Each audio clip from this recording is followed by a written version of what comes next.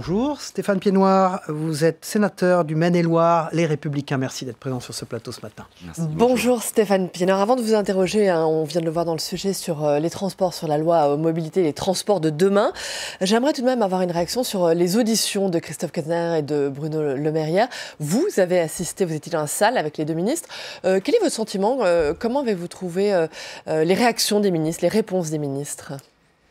Oui, effectivement, j'ai assisté à ces auditions hier pendant près de 3 heures. On n'a pas appris grand-chose de fondamental.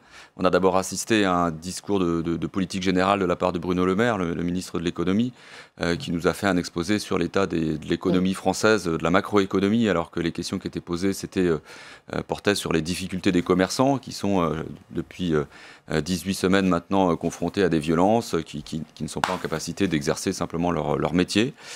Donc on était un petit peu hors sujet pour la première partie de ces auditions. Et puis ensuite, on a évidemment questionné, on a interrogé le ministre de l'Intérieur sur les conséquences, les premières mesures prises par l'exécutif, et notamment le limogeage du préfet de police de Paris. Vous avez le sentiment que Christophe Castaner n'assume pas sa responsabilité dans ce qui s'est passé samedi et se défausse sur la préfecture de police de Paris ? En tout cas, il a été extrêmement sévère, effectivement, sur les responsabilités du préfet de police, en disant qu'il y avait eu des dysfonctionnements, que des consignes n'avaient pas été exécutées. C'est quand même relativement grave lorsqu'un ministre de l'Intérieur dit que ses subalternes les plus proches, les plus directs, n'exécutent pas des consignes de maintien de l'ordre. C'est vraiment, il y a quelque chose d'inquiétant. Alors venons-en maintenant à la question des transports. Vous présentez aujourd'hui un rapport sur la fin des véhicules polluants, des véhicules diesel. Quelles sont tout d'abord les conclusions de ce rapport? Qu'est-ce que vous avez observé? Alors plus exactement, c'est un rapport dans le cadre de l'OPEX, l'Office parlementaire d'évaluation des choix scientifiques et technologiques, donc que je mène, une mission que je mène depuis 6 mois avec ma collègue députée Huguette Tiegna, députée du Lot. Près de 150 personnes entendues dans le cadre de ces auditions, tout simplement pour évaluer les scénarios envisageables pour atteindre l'objectif qui avait été fixé par Nicolas Hulot, alors ministre de l'écologie et de la transition écologique à l'époque, d'atteindre l'objectif de fin de commercialisation des véhicules émettant des gaz à effet de serre. Alors, avec un petit lapsus, puisqu'il y a le côté thermique qui est remplacé par émettant des gaz à effet de serre, c'est pas tout à fait la même chose. En tout cas, voilà, on était... c'est diesel, hein, notamment. Alors, c'est essence et diesel, en fait. Voilà. C'est carburant, essence et diesel. Et donc, il fallait construire, il fallait évaluer des scénarios plausibles. À quelles conditions peut-on atteindre cet objectif? Est-ce que le diesel, pour parler clairement, est-ce que le diesel a encore un avenir en France selon vous? Alors, il faut savoir de quoi on parle. En réalité, le rapport que nous allons donc dévoiler dans quelques minutes, en fait, auprès des commissions de l'Assemblée nationale, s'intéresse particulièrement aux véhicules particulières, aux voitures particulières.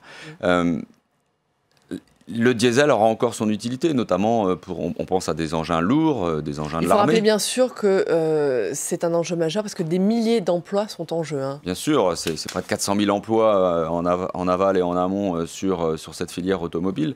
Donc oui, il y a un enjeu fort. Et comme je disais, on peut imaginer des mobilités propres, l'électrique, l'hydrogène, le GNV aussi en font partie. Mais le diesel fait aussi partie d'une possibilité technologique pour des véhicules très lourds. Je disais à l'instant les véhicules de l'armée. On n'imagine pas aujourd'hui envoyer des véhicules à batterie en se disant tiens, au bout de 3 heures, il faut recharger. Ça se passe pas tout à fait comme ça. On ne peut pas prendre ce genre de risque pour ce type de véhicule. Le Sénat est en train d'examiner en ce moment même la loi mobilité, la loi sur les transports de demain. Vous avez déposé plusieurs amendements à ce projet de loi. Est-ce que tout d'abord, comme la majorité des sénateurs, vous êtes inquiet du financement de cette loi, du financement des infrastructures de transport de demain? Bien sûr, je suis aussi inquiet du rythme auquel on examine les articles. On est à l'article 1A après la séance de nuit hier soir. Oui, le financement, évidemment, c'est l'objet des prises de parole, la majorité des prises de parole hier soir. C'est un projet de loi qui a été retardé, ne l'oublions pas, qui devait être examiné bien plus tôt. Le gouvernement avait fait le choix d'examiner tout d'abord la réforme ferroviaire, la réforme de la SNCF, avant cette réforme des transports. Oui, mais même, je crois que le gouvernement a surtout voulu placer ça après le débat. Il y a beaucoup de choses qui ont été reportées après le grand débat national. Il va falloir qu'on rentre dans le cœur du sujet un jour ou l'autre, parce que sinon on ne va pas y arriver. Oui, le financement, bien sûr, ce sont les prises de parole d'hier qui révèlent ça, c'est qu'il y a une absence de financement de toutes ces bonnes volontés affichées. Est-ce que ce projet de loi apporte réellement des solutions pour améliorer la mobilité des Français ?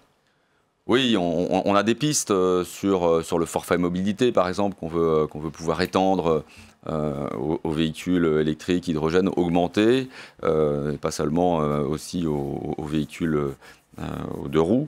Oui, il y a des pistes sur la pose de bornes de recharge. On sait que la mobilité électrique, elle doit s'accompagner d'un plan de déploiement des bornes de recharge sur l'ensemble du territoire. Voilà, ça s'inscrit aussi dans le cadre du rapport. Oui, il y a des pistes. Maintenant, comme vous l'avez dit tout à l'heure, il y a le financement qui pêche un petit peu. Est-ce que la ministre Elisabeth Borne vous a rassuré sur ce financement ? Alors, j'ai pas eu l'occasion encore de... Non, mais hier, elle était dans l'hémicycle. Oui. Alors on a beaucoup discuté en fait des projets locaux dans cette première partie de discussion. Après la discussion générale, on a beaucoup parlé des projets structurants sur les territoires, assez peu finalement encore du fond du sujet sur la loi LOM. En tout cas, moi, elle m'a rassuré sur un point, c'est que le gouvernement et elle-même a apporté son soutien à un amendement que je vais défendre dans le cadre de cette loi LOM qui vise à défiscaliser, ou en tout cas de ne pas imposer des cotisations salariales et des cotisations URSSAF sur des avantages qui sont considérés aujourd'hui comme des avantages en nature lorsqu'on recharge son véhicule électrique sur son lieu de travail. Pour terminer rapidement, il faut rappeler la mobilité et le transport, c'est un sujet majeur. 25%, un Français sur 4, 25% des Français ont refusé une offre d'emploi faute de solutions de mobilité. Bien évidemment, enfin, l'automobile a été d'abord un vecteur de liberté pour aller en vacances dans les années 50-60.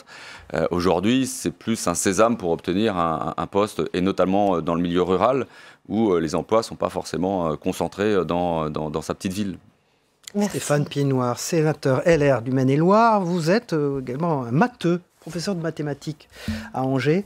Jean-Michel Blanquer avait confié à Cédric Villani, le député de l'Essonne, La République En Marche, un rapport sur les forces et les faiblesses de l'enseignement des mathématiques en France. J'ai une question à vous poser. Au niveau mondial, on en est où? On a toujours des bons matheux en France.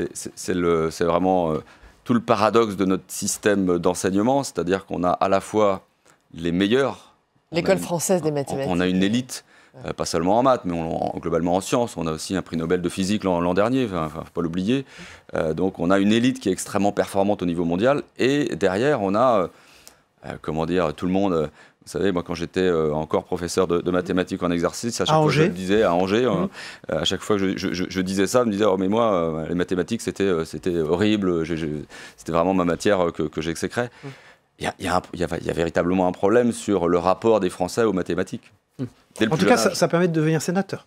Oui, parfois, oui, avec des... Merci beaucoup Stéphane Piednoir. Merci.